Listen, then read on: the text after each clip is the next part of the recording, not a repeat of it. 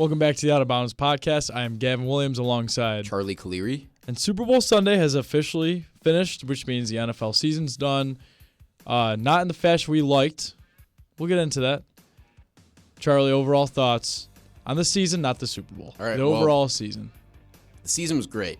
Definitely one of the more enjoyable, not personally as a fan, but as an NFL fan. It's definitely one of my more favorite NFL seasons. Sorry. Just like the parity in the league this year. I mean, not even just the fact that the Chiefs not being in the playoffs, but the Chiefs not getting to the Super Bowl was great. Even a team like the Ravens, played some of the best games of the year, but didn't even make the playoffs. And by the way, there was a game of the year every week this year in the season, so that was incredible too. Some new stars emerged, whether it be through injury or just the progression of how the careers go. So excited for next year. I think this season really ushered in a new era of the NFL, and I think that happens once every couple of 12, 10 years, I think, and I think we found that now. And I think we're ready for this new era where, I think the AFC is going to run through some new people. I think the NFC is going to run through some new teams. And I think that everything's going to be shaken up in the next few years. It's going to be really interesting. Yeah, and obviously, before the Super Bowl even concluded, we saw a lot of off-season movement. So I'm going to counter that into the same season.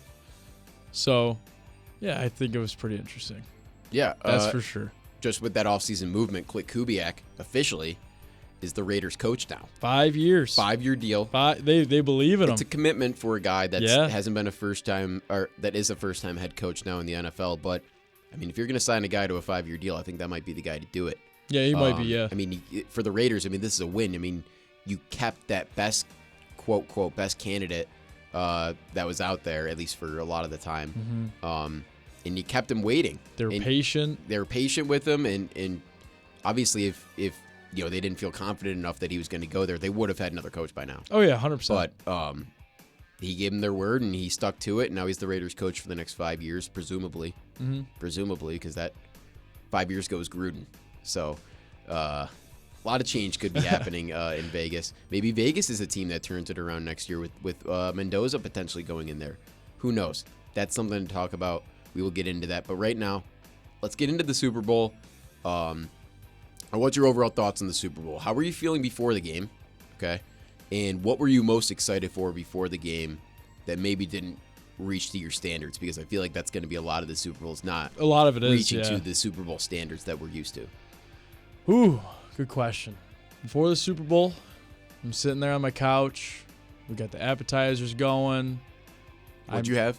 I made the fellas some frozen mozzarella sticks. Shout out. Farm Rich, of course. Yep. Shout out to Rich Products, my employer at the Bisons. Shout out. And then I made pretzel bites. Some cheese. A little bit of cheese. A little bit of cheese on there. A little bit of nacho cheese. And then one of my other roommates made some garlic knots. Those were delicious. Shout out Cole. That was Speed. Shout out Speed. And then we got Speed. We got pizza and wings for the game. Obviously, you have to when Super Bowl. So all of that leading up, it was a great day. I want to give a shout out. To the golf that happened on Sunday before the Super Bowl. You know what? That was some good. Up. I will admit, I'm not. You know me, not a golf. I mean, I'm a golf guy. Okay, but I'm not a sit down and watch golf type of guy. Yeah. I sat down and I watched a few holes with our Colts correspondent Ian Kennedy, and let me tell you, I mean, Sim Woo Lee. I'm not sure how you say his name. He's a dog. Oh, Min Woo Lee. Sorry. Or you think of Siwoo Kim? I think I mixed him up. I'm sorry. That's terrible.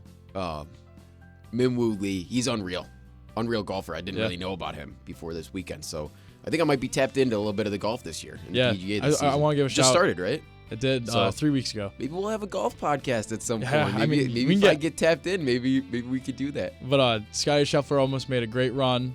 Hideki Matsuyama had the lead. Yep, he choked it by the end. Yeah. And Goddard got his 4th career PGA win. Very good for him. So this was a big sports day already leading up to it. Knicks Celtics play. There's a few NBA games. Timberwolves Clippers play. Clippers got a big win.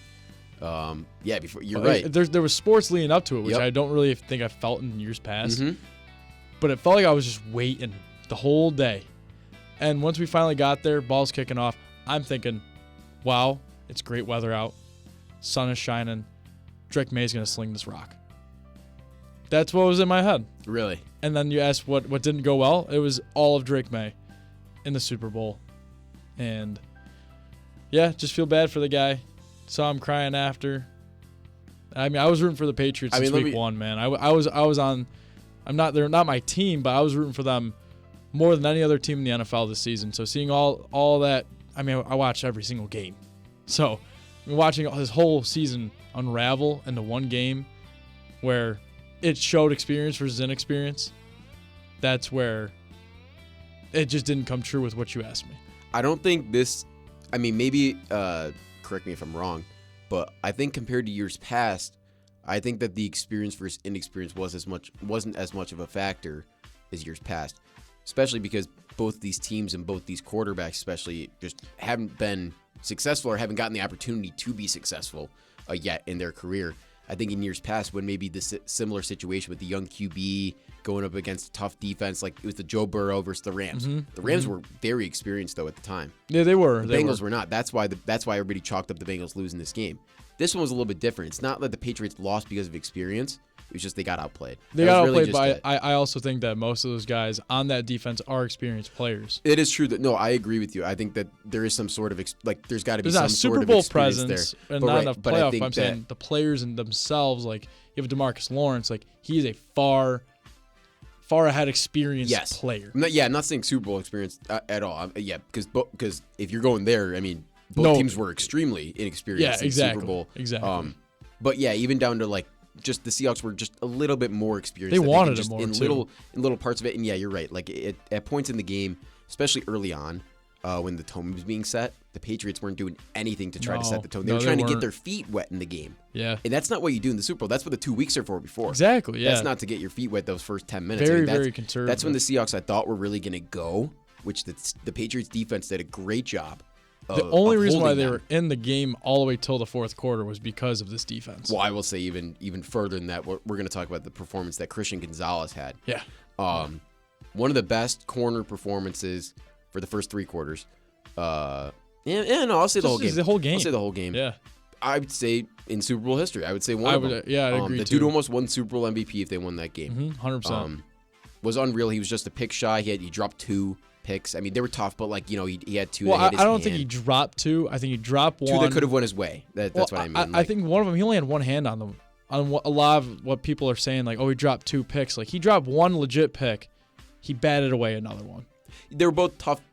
They would have been like impressive interceptions. Is the point I'm trying to make. Like he made great plays to even get his hands on the ball. Mm-hmm. So I don't know if it was an effort thing from the Patriots or if it was just a talent thing, but there was just a point in the game where you looked at them and you go, they're just not as good.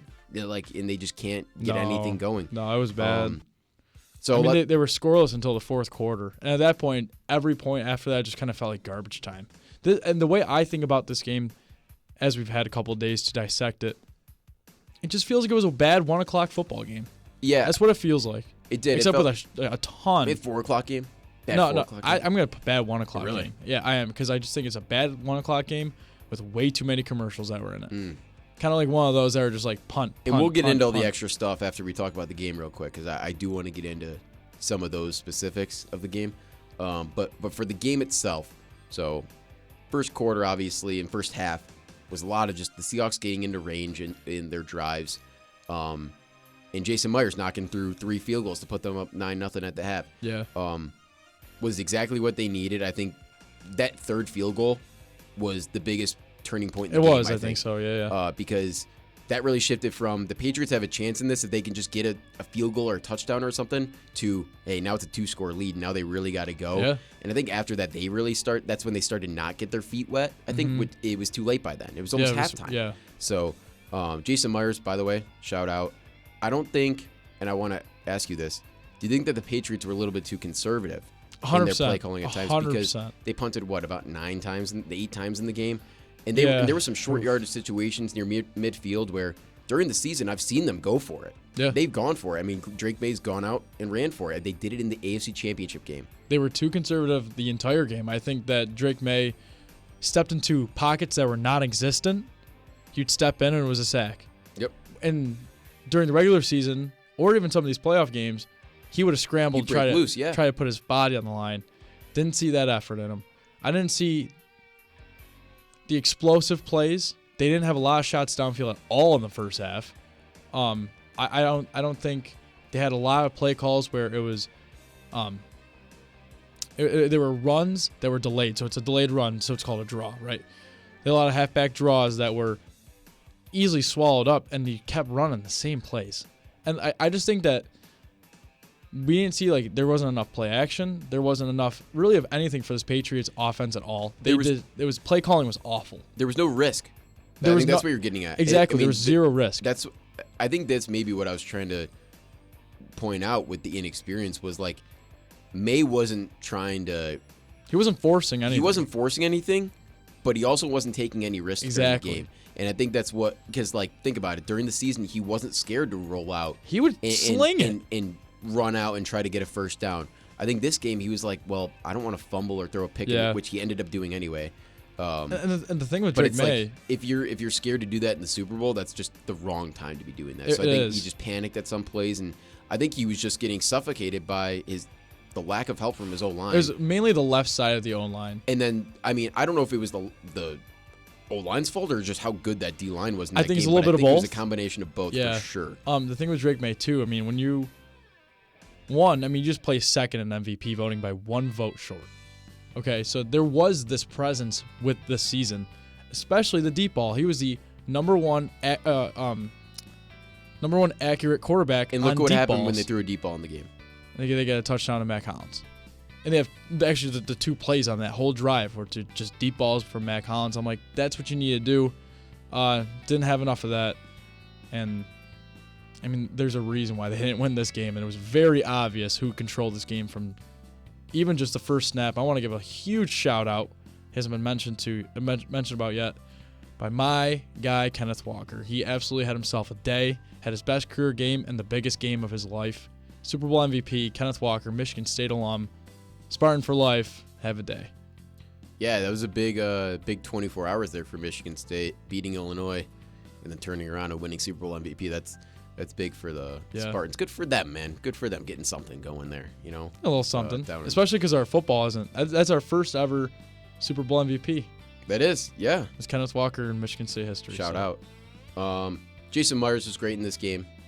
I was thinking maybe he was going to find a way to get into the Super Bowl MVP I think there was a chance. I'm only bringing him up because I'm trying to think of other guys who, obviously Sam Darnold, great game, honestly. I mean, I think this is something that we're not talking about enough. I think he had a great game. I think he played okay. Like, I mean, I don't think a great. I think he played good. I don't think he played great.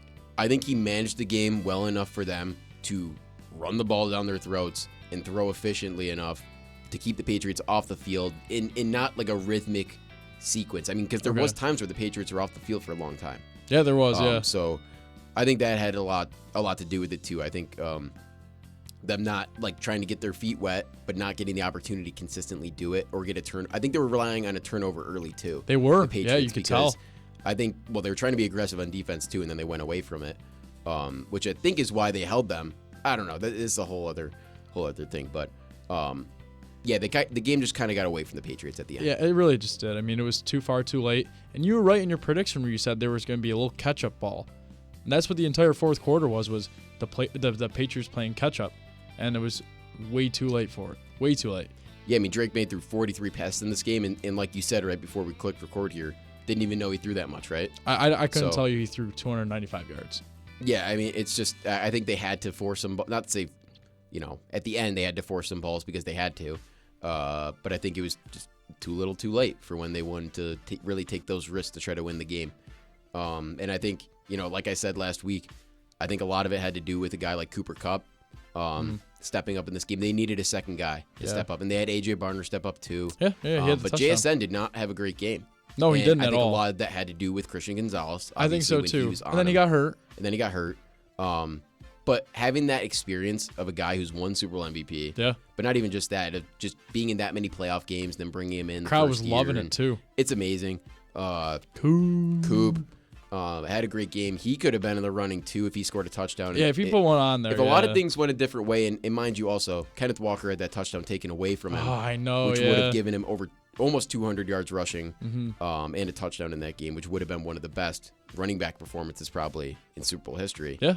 And still one of the best, but that run alone by that hold, it would have pushed it over the edge. Yeah, so. First time in 28 years. Actually, I just asked you that question last week when I asked you who was the last running back to win Super Bowl MVP. It's Terrell Davis. Now it's Kenneth Walker. And now it's Kenneth Walker. And I knew that answer when they were talking about it too. Yep. They were like, "This is the first Super Bowl MVP," and I was like, "Terrell Davis." There we go. Well, that was the Super Bowl. Unless you want to add anything else about the specific game itself. I'm happy for Sam Darnold because you want to know why? Me as well. I want to tell you my biggest reason why I'm happy for him. Why? He's not in a Minnesota Viking uniform, and they let him walk. So, happy for Sam Darnold. Very happy. Happiest guy on the field for me is Kenneth Walker. Super hyped for him. The defense was great. They deserved this game. And that was a revenge game. So, I'm excited for the Seahawks' future because they have a lot of cap space.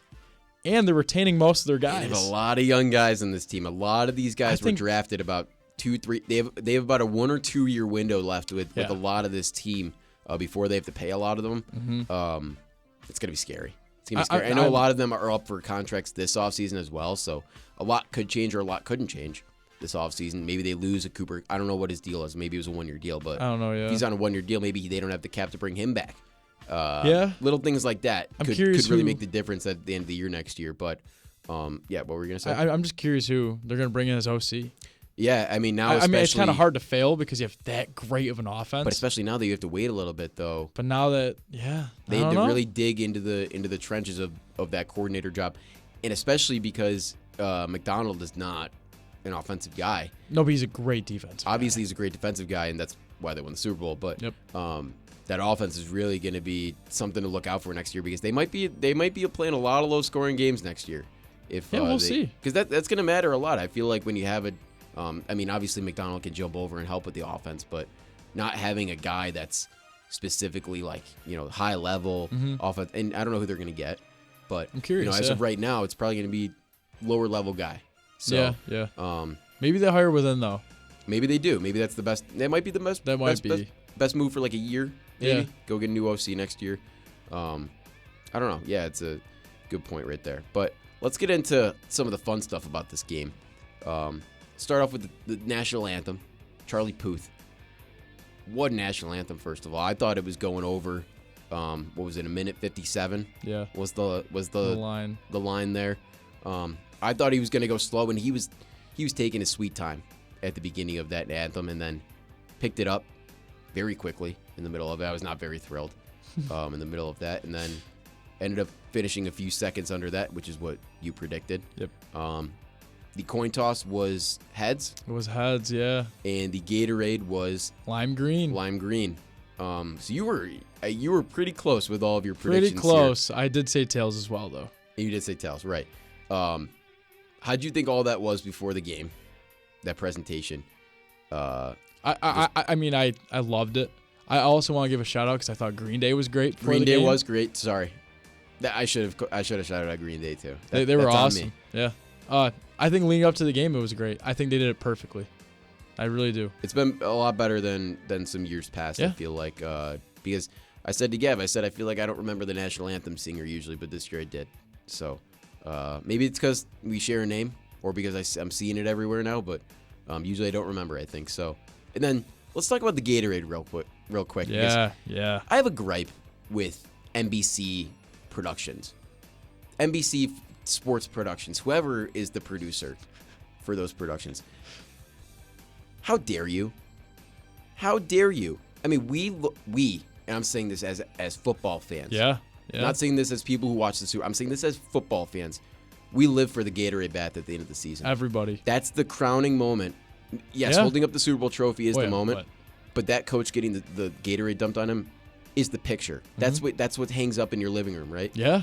So you try to guess that color every year, and it only comes once a year that you get to guess. It's only once a year. And that producer said, "You know what? I'm going to ruin these people's years, and show the color of the Gatorade while they're mixing it. And it's not even the producer; it's the camera guy that zoomed in. Yeah. It's a ton of people that went into that thing, and it just makes me mad because I know that if one thing went differently, we wouldn't have got the Gatorade color spoiled. Yeah. Now, if you're in your shoes and you guessed lime green, probably a little hype when they showed them stirring that thing. Yeah, but at the same time, it's all the anticipation which makes it more fun. That's what I'm saying. It's a little disappointing, and I'm kind of sick of it, man. I mean, I'm sick of being taken advantage by these big billion-dollar companies. Shout out NBC. But I mean that. Let's be real though. I mean that is a little.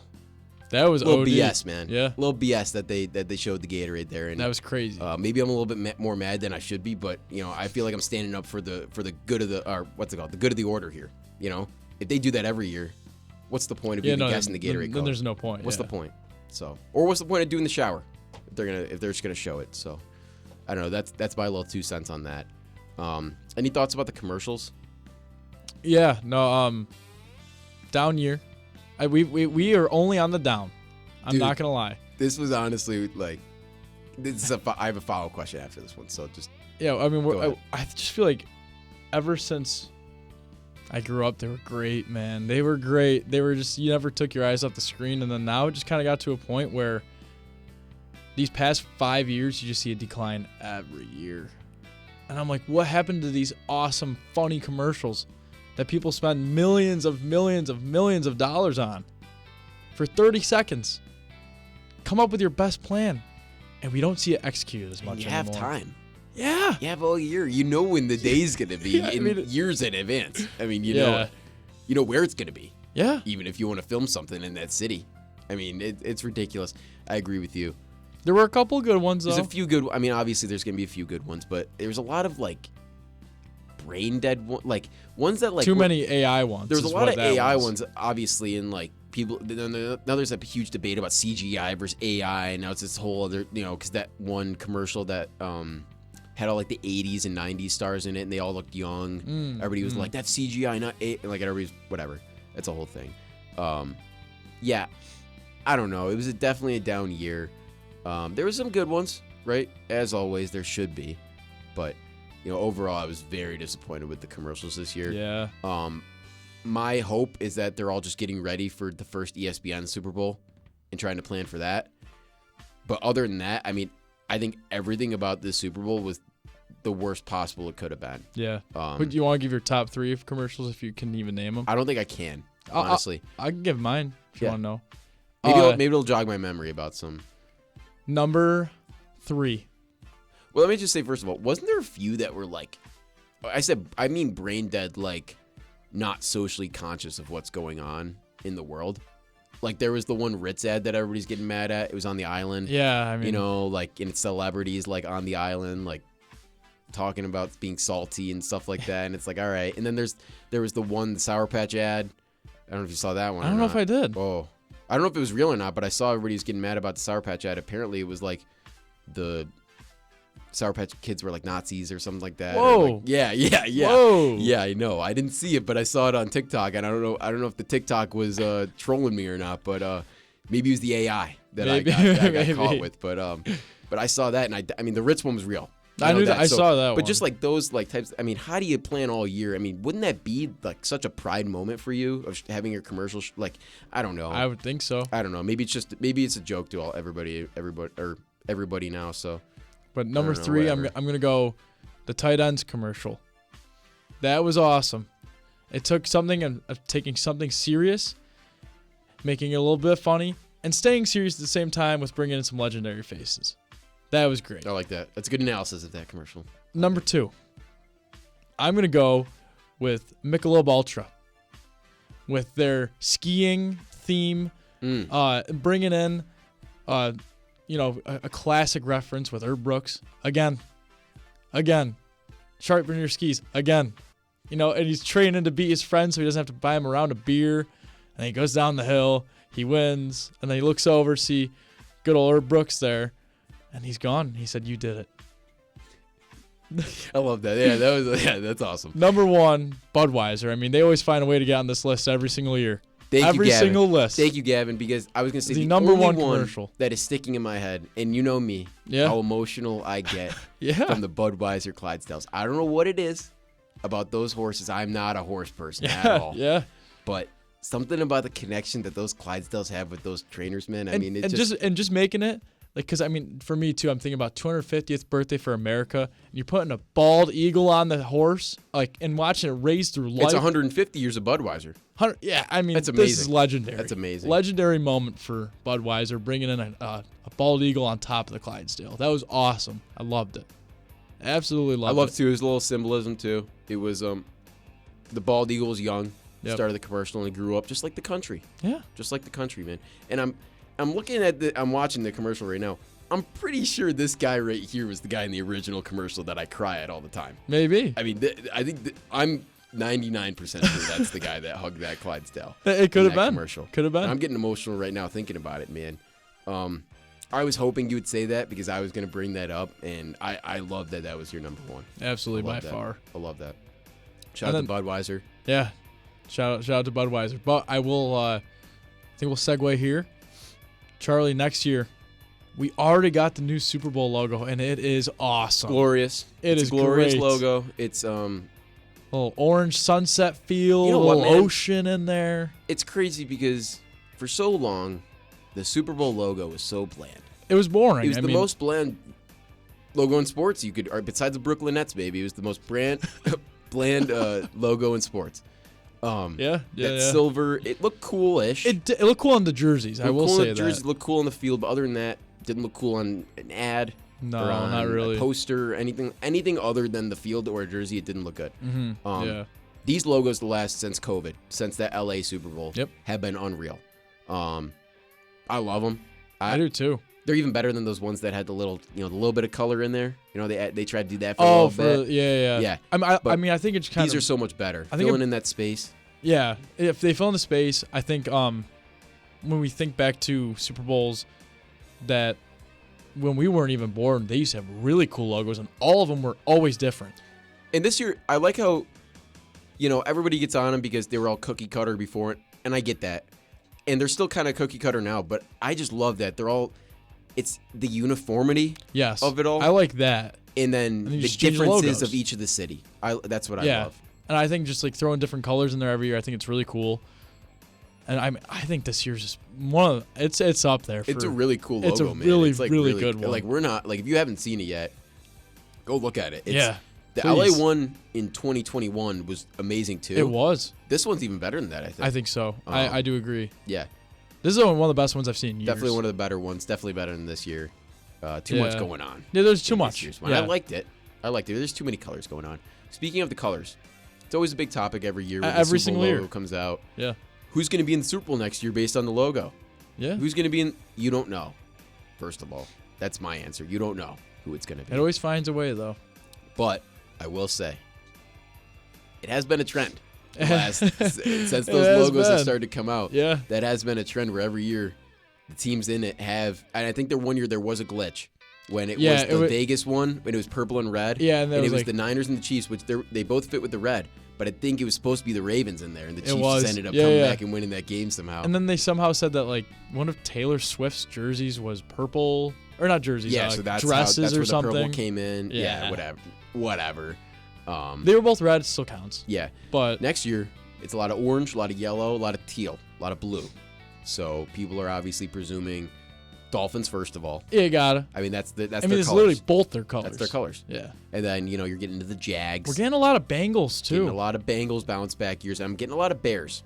That's what I'm seeing. Seeing a lot of Bears. And it makes sense, though. Bears-Jags seems like a trendy pick this year for a okay. Super Bowl. I mean, it's two teams that just had their best years in a while. A long time, yeah. And foundational years that that they can build off of, too. It's not this That's true. one year that's, they had a, one-off year. I'm not going to name a team because they might be back next year, but the Commanders.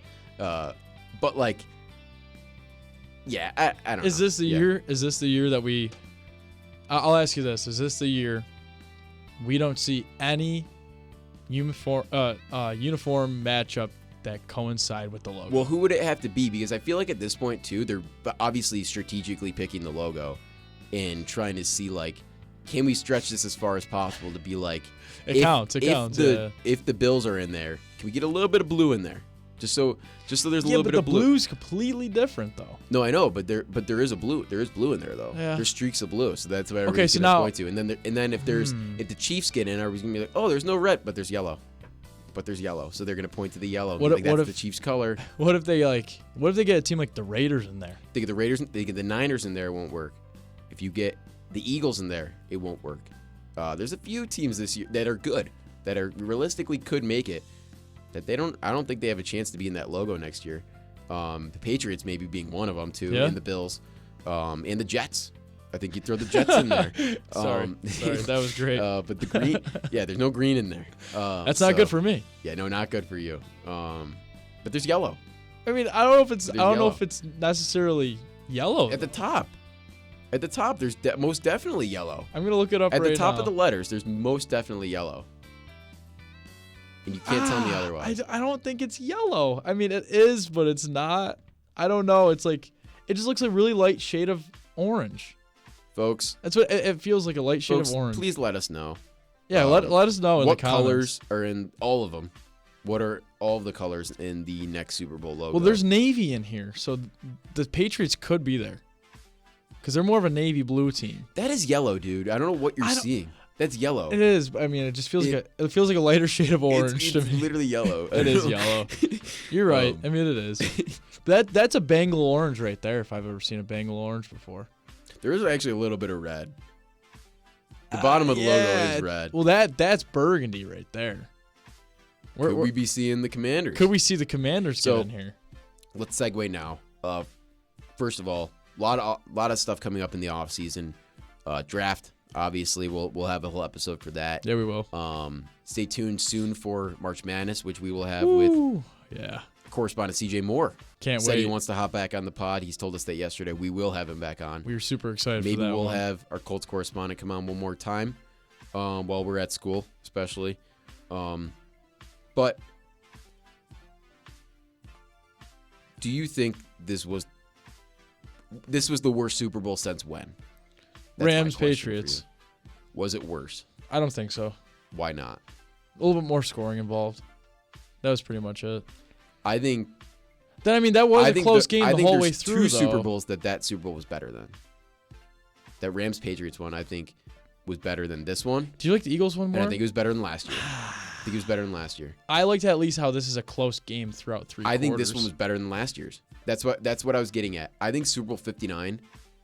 Now that we're seeing this game and how boring of a game this was, I was more excited this game than last year. At halftime, the game was over last year. It was over. Yeah, exactly. That's why I didn't like it. Over. I at least like when this year at least close was somewhat of a chance because the Patriots had the ball. Yeah, coming out of halftime. It was like all the Patriots can have another comeback. All this stuff. There at least was that going for it. And Tirico was calling the game. That was another thing for me. Didn't have that last year. Didn't have all that juice. And I think that this Super Bowl was the second worst one that we've had, at least within the last 10 years, if I had to predict it. Or if I had to say I would just say this one. And honestly, I liked Rams-Patriots more than I liked the Eagles-Chiefs last year. I don't think that Rams-Patriots one was that bad. I don't think so either, but that's a very popular pick. But I know. Well, honestly, I know. Now that I'm thinking about it, I mean, I hate blowouts more than close games. But that game came down to the last play. It did, but I think maybe not the last play. Well, last few play. They had to kick a field goal to get out of reach. So.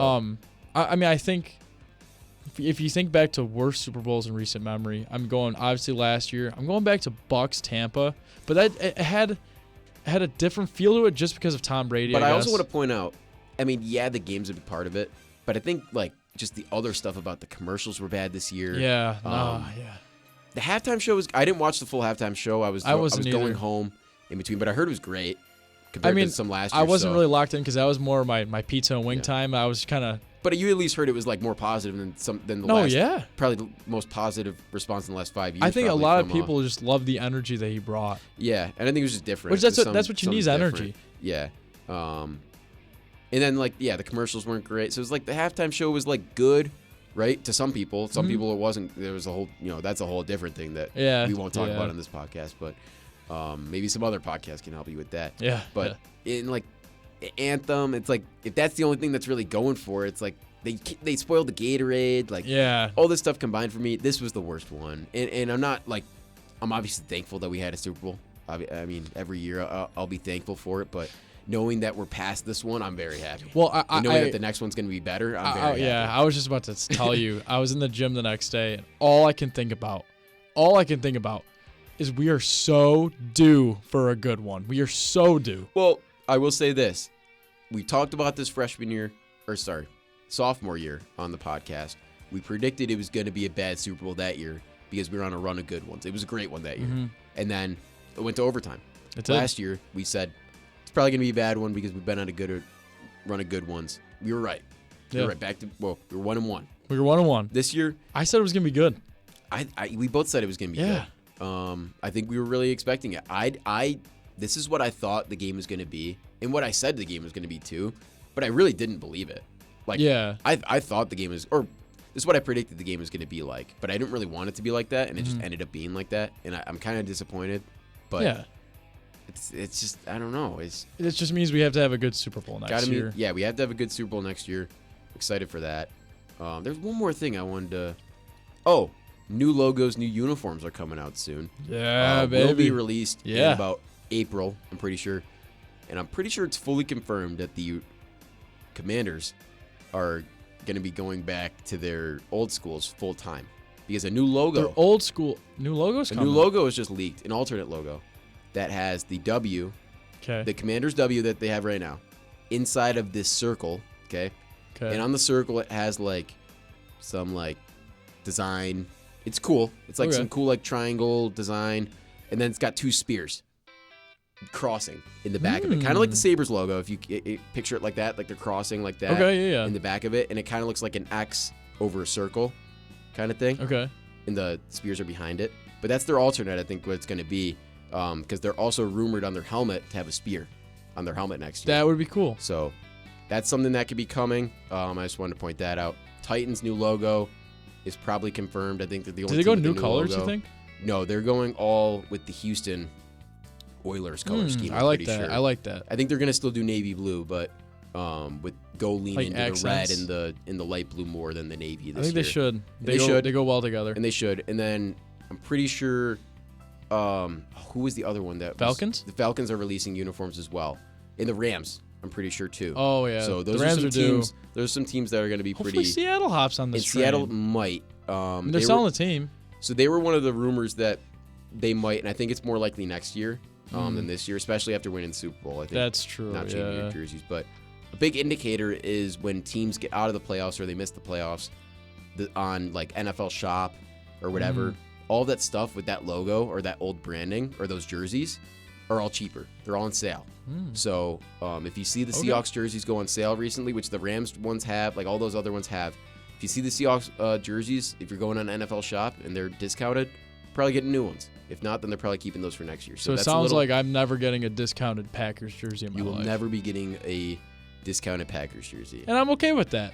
I'm okay with that. And that's okay. That's okay. Do Do you think you guys go back to the red helmets maybe? So this other thing, we're another team that's been rumored alternate. I think we will have something different next year. Not sure exactly what it's going to be. I wouldn't mind if we keep the red helmet around for a game or two, but I also wouldn't mind if we have a new jersey to go with it. Yeah, I think you guys are due too nowadays. I mean, I just think that you cut out a really cool opportunity. I mean, you only get one first time in a new stadium. And I think that's a perfect time to rebrand. I'm not saying rebrand. I think you get rid of the black stripes finally. Yeah, I mean not rebrand, but you know what I mean. Just but I think uniforms. You clean up the look a little bit. Yeah. I think this is the time where you tweak it and you try to get. If you're the Bills, I mean, why would you not try to get? Why not? If you get rid of that black stripe, you can sell the other jerseys just like the other one, and people Some people won't even know the difference. If you tell them that they're new as well, though, even though there's only one little thing different, people are going to buy them. Yeah. So, I don't know. If you're Pagula, maybe get on that a little bit. Maybe get some extra revenue for the team. Curious if they'll go back to the red helmets one day, though. Full time? Yeah. I think so. I think there's going to be... I don't know. No, I don't... You don't see it? Well, I think a lot of Bills fans, what they want is the white to be a road helmet. and the red to be the home helmet. That would be cool. And that's what I don't know if you knew this, but the Bengals tried to do that. When they they released Bengal. their white Bengal helmet, they went to the NFL and said, "Hey, we know that we barely can have a second helmet now, but can this be our away helmet, and then this can be our home one?" And the NFL shut them down for that. I'm not sure why. Maybe in the future that can be, in college there's no problem. I mean the teams choose what they want to do. Not sure totally what the issue is there, but I think that'd be really cool if that's another thing that we can add into these NFL uniforms is home set, road set. I mean, think about it. MLB teams don't have the same hat everywhere they go. They change up their hats every game. Why not change up your helmet? A lot of hockey, I understand too. It's for the protection of the players and whatever, but you have these guys wearing a different helmet in practice in the games and everything. It's like, what's the difference of if it's a different color or not? I don't know. It's just me from a 10,000-foot view and not playing football, but also it's just like just seems like it makes too much sense for them not to let that happen. But yeah, especially if they're the same make and model. I mean, it just exactly. makes sense. Yeah. That's where it especially. I also feel like it'd probably help if you weren't wearing down the same helmet every single week. That's the other part of it. Why is that okay? Because you're probably getting new ones anyway every week. So why it's just going to cost you a little. Like if the team's willing to spend that money to make themselves look cooler, or if they think they look cooler, because some team's going to try and it's going to look terrible. So it's like they're just going to be wasting money. But like the Bengals will look cool, like the Bills look cool. If the Titans had, that would actually look kind of cool. But I think it'd be cool if every team had a white helmet and a dark helmet. I think that would just be a neat touch for sure for the NFL. But we're into the offseason now, obviously, with this talk that we're having. That's true. And we will not be having any football-related episodes probably for a little bit. Good chunk. Probably until we hear news about a jersey or the draft. Yep, and that'll be coming. But maybe next week will be more of a general show, and then we'll be getting to March Madness very soon. Baby. Because that is right around the corner. And right when we get back from our spring break at the beginning of March, when we get back, it'll be right around the corner for conference tournaments and for the tournament itself. So that'll be an exciting time. Things are going to ramp up pretty quickly here. We got some Olympic hockey going on. Maybe we talk about that next week. Yeah. But we will be back. Oh, yeah. And so stay tuned. For everybody who's out there, don't forget to watch the movie Miracle before Thursday at 3:10 p.m. because we're coming for the gold this year, baby. Who does the U.S. play on Thursday? Caught me off guard. I think it's Norway, but I could be wrong. I think it's Norway, though. You want to fact check that? Is it not? Maybe I looked wrong. I just know we play Thursday at 3:10. I couldn't tell you against February 12th at 3:10 is versus Latvia. All right, Latvia. And then we play Denmark on the 14th at 3:10. And then on the 15th at 3:10, we play Germany. So I think it gets a little bit harder every game. Latvia is actually going to be a tough game. But that'll be some good stuff to watch. Excited for that. The Olympics have been great so far. Tarico's over there. That's a question we had last week as well. He's officially back. So wasn't a great Super Bowl, but it was a great football year. And thank you for sticking with us. Let us know what your thoughts about the Super Bowl were. And follow us on our Instagram. At Out of Bounds Podcast with a dime between every single word. Gav, you got anything? Have a day. Have a day.